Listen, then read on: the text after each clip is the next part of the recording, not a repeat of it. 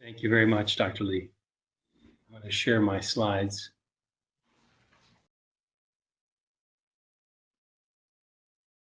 Thank you very much to TV조선 for inviting me to participate. And I look forward to a good conversation with all of the panelists as we explore the future of educational technology and the changes that are occurring. You can you see this picture on my screen? I'm trying to minimize that.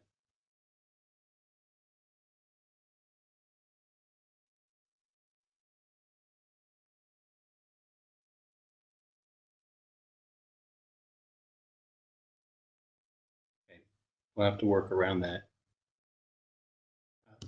So I want to talk today about the change in the educational technology, and as part of this process, I'm the Director of Innovation at the University Design Institute at Arizona State University, and my experience has been with the development of the high-touch, high-tech process, as Dr. Lee was describing before.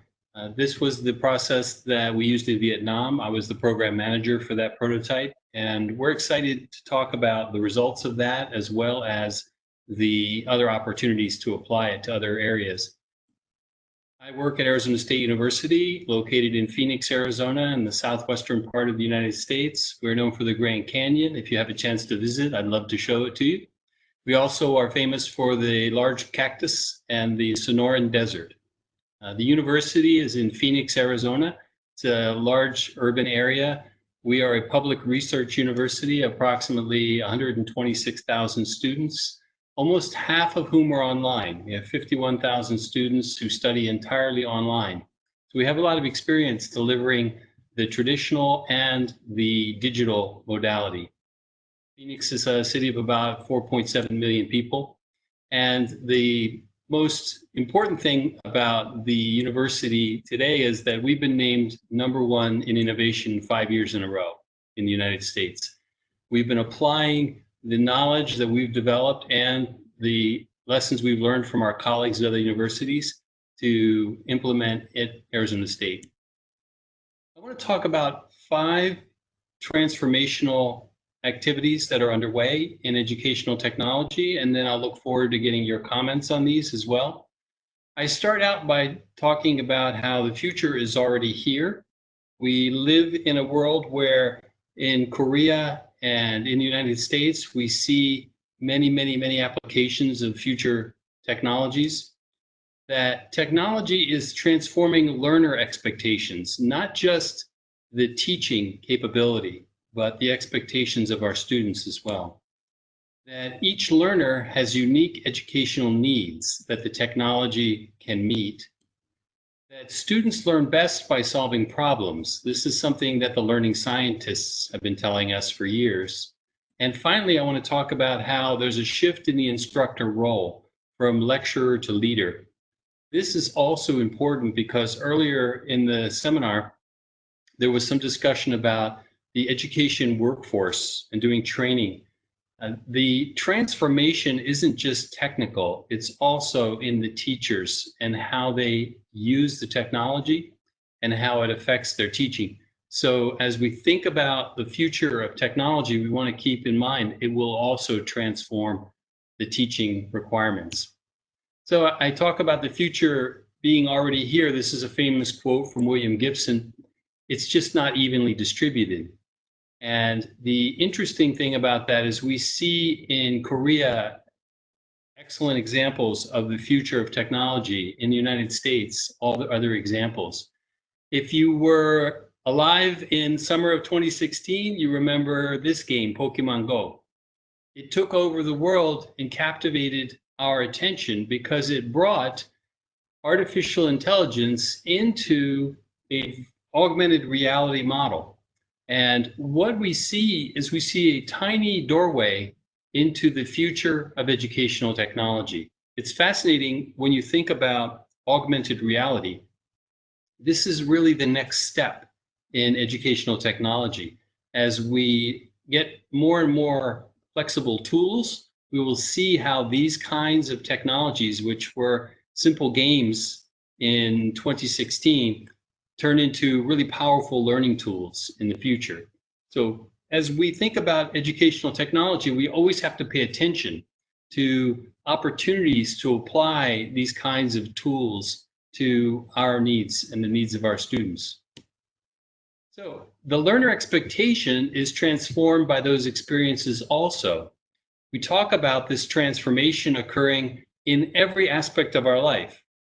Many of you probably owned CDs, and today we have millions of songs on our phone.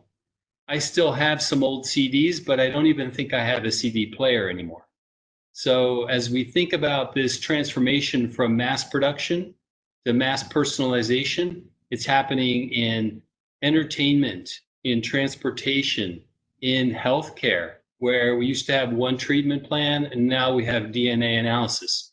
One of the interesting early bits of data that was shared by the Chinese researchers was the DNA code for COVID-19. And that was really important because every other researcher in the world could use that code to help develop new solutions for this problem.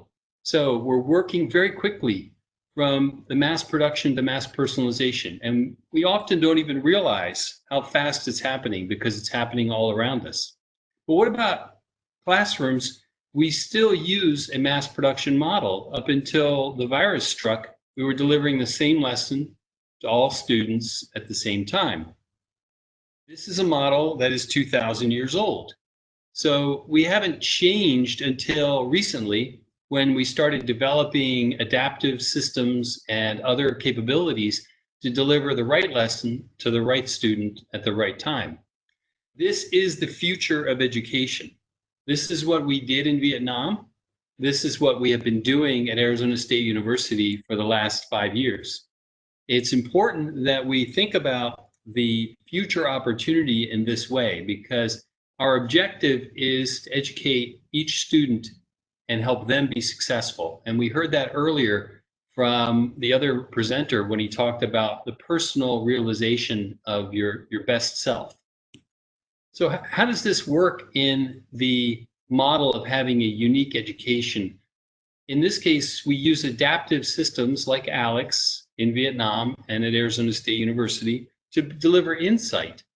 The high-tech, high-touch model requires us to have data to deliver insight because the old model was a black box. This is our greatest challenge in education is we don't know how to answer very basic questions like who needs help, what do they need help with, what's the best way to help. If we can't answer those questions, then we're unable to teach the students. And what we're trying to do is deliver more data to provide insight to get to these questions as quickly as possible. So here's an example of a data set from one of our classes. This was a college algebra class. And what we have on the vertical axis is the lessons that the students were studying. There were 370 in ALEX. And on the horizontal axis, we have the dates from August to December. So that's one semester. The first thing I want to highlight is the system shows us that not all students start at the same place. Some students start with 0 topics mastered, and some start with 200. So if we try to teach all of those students the same lesson on the first day of class, we will have a terrible situation where the top student will be bored and the bottom student will be overwhelmed. So we're trying to figure out how to do this more effectively, and that's where the technology helps. Because you can see this student went from 0 to hero. They were able to completely master all of the material, and the system shows us the work that they did along the way. Also, you see students that have come in very strong with their math knowledge, and they complete the course early. So we have to change everything we do to respect and respond to that student's needs. We cannot make the student change to meet our system any longer. And finally, we run into students like this. This is the real reason why the technology has value. We are trying to find and help this student. Like any situation where you need data, whether you're a doctor or you're a teacher, if you don't have this information, you can't make a good decision. So the insight from the educational technology allows us to create the unique educational experience. And our goal is to see that every student succeeds. And it's worked well for us. In the 4 years since we started using Alex, we have increased the success rate in this class by 17 percentage points. This was really unprecedented for us because for 10 years we had tried other techniques and not had any success. So when we started using the high-tech, high-touch model, it changed the trajectory of the success of these students. And when I think about this, I look at the numbers and I think if we had the same success rate in 2018 that we had in 2013, 1,000 less students would have passed this course. So that's 1,000 students that are now successfully moving on to calculus and other courses because they were able to pass. That's very important because we take that number and we expand to an entire country like Vietnam. And now we're talking about hundreds of thousands of students, or perhaps even millions of students who are able to successfully complete a math course.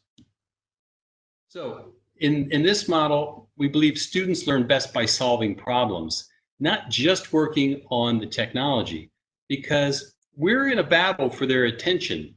When you think about all of the distractions that they bring into the classroom today, they talk the telephone, they have their computer, they've got all of these things that are constantly distracting them. So we can't keep doing the same thing. Just adding computers to the classroom does not solve the problem of getting their attention. You know, we think about how we have continued to add technology to the lecture model, but the students are still distracted. And here's a case where one is looking at the pictures of their baby while the teacher is lecturing. We've been doing this for 2,000 years. Today, we're changing the model. This is the high-touch version of that class. This is where the faculty members are working with the students in small groups, and the ability to interact changes the attention model. It creates much more engagement for the students. And they tell us that. They tell us that we want to use the time that we liberate from lectures when we put the digital material into the systems to do more important things like collaboration, communication, critical thinking, quantitative reasoning, creativity. In the new model, when we have the extra time in class, we're able to apply all of these lessons to more meaningful problems and help the students develop these professional skills. These are the skills that the Korean economy and the American economy need to continue to grow. So that's what we're doing. We're preparing those students for the future. Of course, the big shift, as we heard earlier, is in the role of the instructor. And I talk about this as being from lecturer to leader. This is an identity crisis right now. Many professors don't know how to behave in a problem-based educational model. So we have to help them make the transition, because the lecturing, as we know, when we were in school, we had the large whiteboards, and before that, there were the blackboards, and before that, there was the old lecture hall 100 years ago, and before that, 2,000 years ago, there were the Greeks. So we have 2,000 years of history that is based on lecture. And what we're trying to figure out is how do we help them become a better leader in the classroom. This is Dr. Susan Holacek, who's one of the professors who's made that transformation. She doesn't lecture anymore in class. All of the class time is working in small groups with the students to solve problems. So she is the model for the future of leaders in the teaching profession. And what did she do? Well, first she configured the adaptive system. This is really important because that's the core where all of the digital content resides. And then she created that content. She monitors the student learning using the data from the system, provides individual instruction. That's very important because just like the college algebra class, she can see in her class how the students are doing and she can respond individually. And then she's designing and leading all of those problems in the classroom. So it's not that we don't need the instructors, it's that we need a new type of instructor. And that's the transformation that's going to occur over the next 10 to 15 years. As the technology gets better and better, the teachers are going to have to transform. When the COVID-19 crisis is over, what I expect to happen is we can transition away from lectures because we will have recorded all of our lectures during this crisis. And when we go back in the classroom, let's take problem-based learning back into that room instead of the old lecture model. So that's the opportunity, because the best way to predict the future is to invent it. And this is an opportunity right now, at this moment in time, to invent the future of teaching and learning. We have the technology, we have the pedagogy, we have the professionals and our professors who can make this transition. So we have to capture their imagination and help them do that. So thank you very much for your attention, and I look forward to the discussion with the panelists.